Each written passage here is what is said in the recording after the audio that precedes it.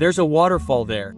Yes, it's quite large, about 200 feet high, and the entire canyon is over 600 feet. Have you been there? Yes, it's a cool place. Yes, you can see all around the volcano, and everything looks sculpted. Steve, it's absolutely beautiful here, just the peaceful, tranquil, almost overwhelming beauty. And incredibly, it wasn't always like this. On May 18, 1980, a catastrophic geological event occurred, shocking the world with its explosion, but challenging our way of thinking about the origin of the Earth at its core. That event is the eruption of this mountain here in Washington 35 years ago. So, Steve, tell us about that. What happened that day? The eruption on May 18th was actually a 9-hour event. And if you think about that 9-hour event, there were 7 different sub-events that occurred during that massive event. 17 seconds after 8:32 a.m., there was a massive 5.1 magnitude earthquake. It shook the north slope. The steep, fissured north slope began to slide, forming this gigantic rockfall that mixed with the atmosphere and gas and dispersed, becoming a debris avalanche. This debris avalanche overtopped this ridge and went 10 miles, 16 kilometers, from the volcano.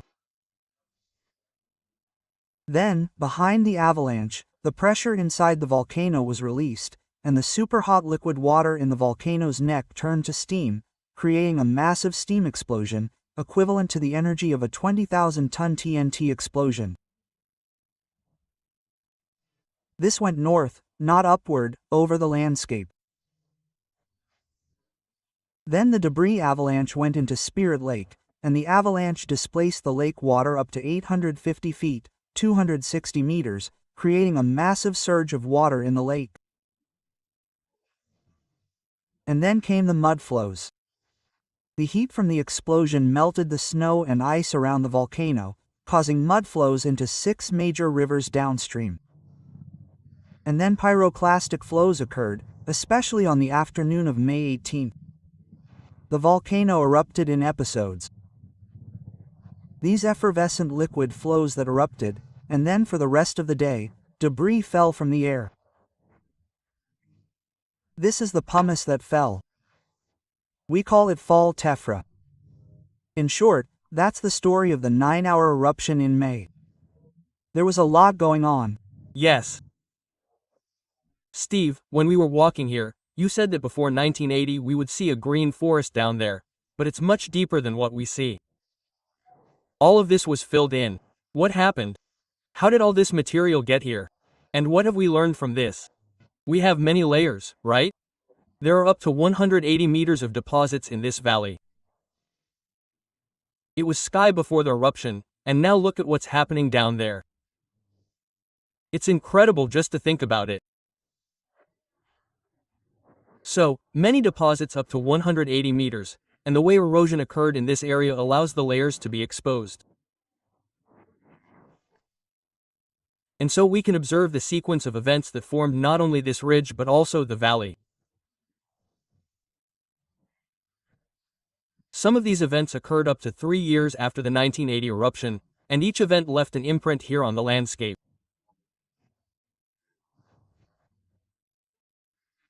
So, we have the newest landscape on the planet, and we have all the knowledge from eyewitnesses and photographs to piece together the sequence of events here at the volcano.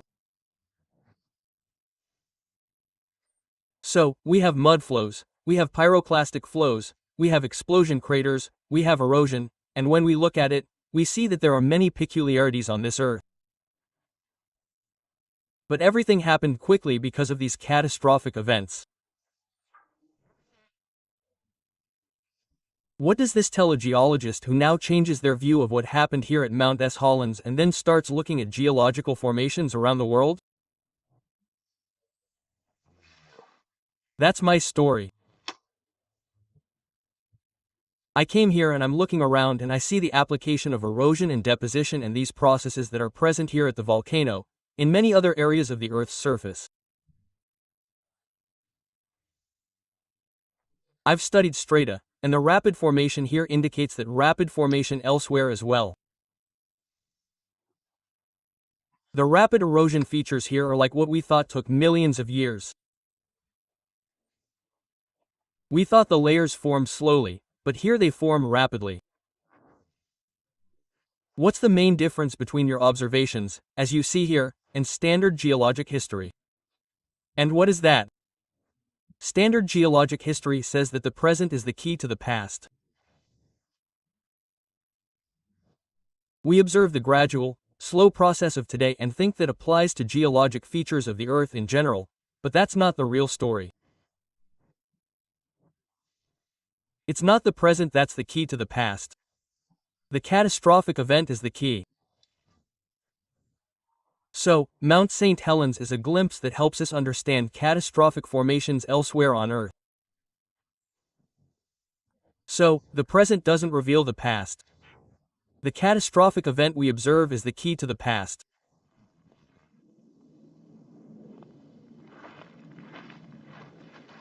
Steve, thanks for bringing me here. This place is incredible. Where are we? We're on the North Fork of the Total River, up near the crater of Mount St. Helens. We're in this area that was heavily impacted by the deposition and erosion of the 1980 volcanic eruption. Are you saying the ground we're standing on didn't exist 40 years ago? Yes. This was sky before the 1980 eruption. And then we have deposits up to 180 meters deep. We only see about 30 meters of layers here, but now it's been dug down so we can look, you know? We can see some of those layers. And what do we see? What are we observing? We see, mainly at the bottom of the cliff, the aerial debris from May 18, 1980.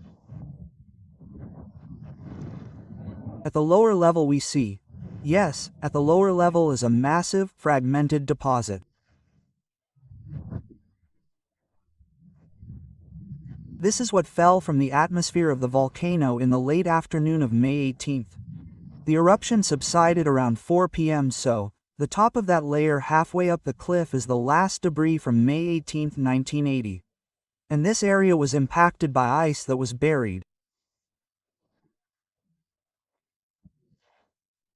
Beneath us was a large glacial ice buried in the debris avalanche.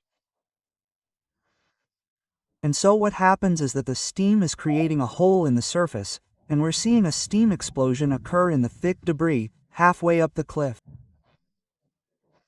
How long after May 18th did this happen? About the first week. In the first week, there was a big hole here. It was 30 meters deep, excavated by the steam. It was 600 meters long, 300 meters wide. And this huge crater was here. And into this crater came the new deposits. On June 12, 1980, around 9:30 p.m., there was a major eruption of Mount St. Helens, another major eruption. And during that 3-hour period, there were huge pyroclastic flows, extremely hot and dense volcanic ash, that came out of the crater. This low area in the crater collected these layers of volcanic ash, and so we see behind us, from about halfway up the cliff, up to 3/4 of the way up the cliff, a 7.5 meter thick layer of volcanic ash. This is the deposit of the pyroclastic flow of June 12, 1980, and it formed in just 3 hours there late at night. So this crater was left here with the debris from the landslide and other volcanic ash material around it.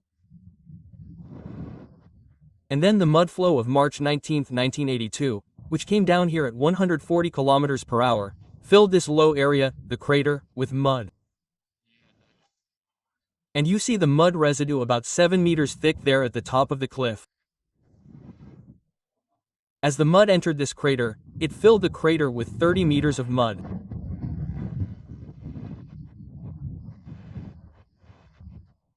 The crater was filled, and then what happened was that the mud overflowed the debris dam that was adjacent to here and then cut a spillway over the dam that cut here and excavated the bottom of this crater, releasing the mud downstream.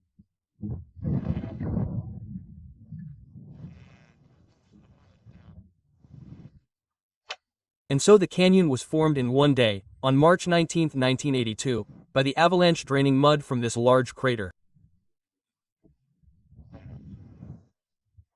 So you sit here and observe the complexity of the geological formations. And it would be easy for someone if we just blindfolded them and brought them here and took the blindfold off to look around, as many do. And it would be, wow, this is really, really old. Look at all these layers and everything. And yet, each of these layers is quickly formed in one day and ruptured in one day. That's incredible. Even though it was spread over a period of 2 years, each of these events happened individually in just minutes or hours. So, we have here a very complex geological formation that was created quickly. Yes, when I see thin layers, I think of slow, gradual sedimentation, 1 grain of sand at a time. And that was my normal way of thinking. But here at the volcano, I learned that grains can quickly separate into layers, essentially by hurricanes. These pyroclastic flows form thin layers in seconds, and mud flows can move very fast, at 140 kilometers per hour, bringing large rocks and a lot of debris. And of course, they're very erosive, so we see the power and speed of these agents. And fortunately, because of Mount St Helens, I can understand these processes and can go to other places and see if I find the same. Right? So you travel the world and see these complex geological formations, and it's easy to see how they could have formed quickly. Is that it? Rapid stratification, rapid erosion. That's the story of Mount St Helens, and it's a global story. I think there are many applications here for other geological formations, and it's a wonderful laboratory for studying catastrophic processes.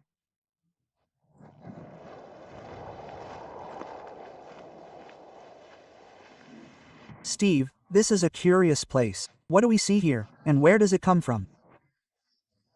We're on the northern tributary of the Totley River, looking toward Mount St Helens, and we see this large alluvial deposit or mudflow in this valley.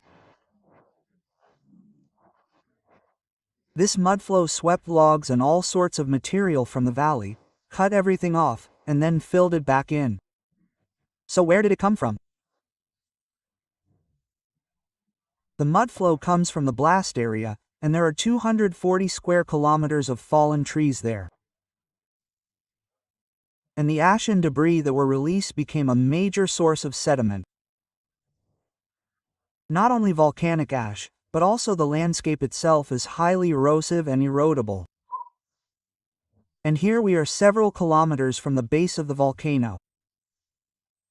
Some people thought they were safe in the valley, away from the volcano.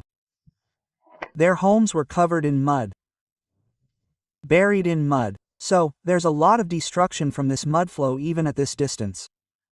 On 6 major rivers downstream, on the northern tributary of the Totley River, and on 5 other rivers, there was significant damage. Camps were destroyed, houses were buried, bridges were washed away. The damage caused by the mudflows was greater than that caused by the steam explosion. So you can imagine the threat that mudflows pose. How can they change a landscape? Well, besides making us more wary of mud, what did a geologist learn? What did you learn from this? And especially, what does it reveal about the rest of the world? Yes, we learned how effective, mobile, and easily transportable mud is.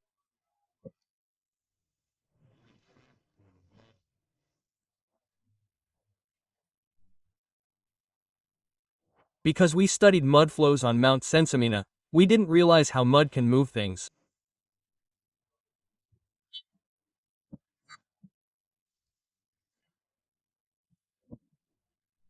It has a thinning rheology, and once in motion, it's very, very low friction, and it has the capacity within itself.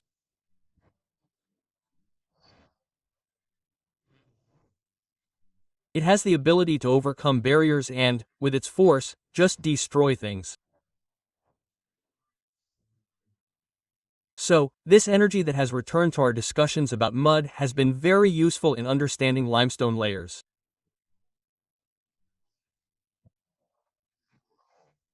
I see the effect on limestone, how fossils are covered, sands with gradational beds, and these thick plastic layers called conglomerates, with large pebbles floating in the mud. All of this has huge implications from a mudflow perspective. So when I drive around and see a lot of these sedimentary layers, I have to think more about how it used to be mud than I did before. Yes. So, geologists used to think about dilute flow. A stream bottom is dilute. There might be 5% sediment in a big flood, right? Well, that kind of flow, the dragging action on the stream bottom, is not the primary mode of sediment movement in the past, at least considering the frequency of mud flows. A mudflow is 50% sediment, 50% water. It's not a dilute mass, and it has enormous energy within it. So we have a mudflow with a lot of sediment and material. How do we get from that to the layers?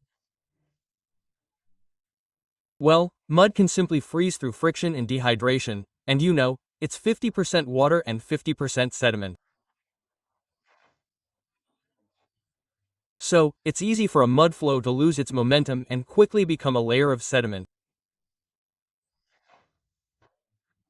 This shows up in the fossil record as some of these huge layers.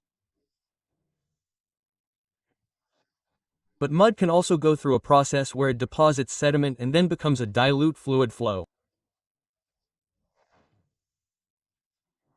What happens, and this is observed here at Mount St Helens, is that the mudflow loses sediment in a low place like here. And then the ratio of sediment to water increases, and so we have dilute fluid flows that are very erosive.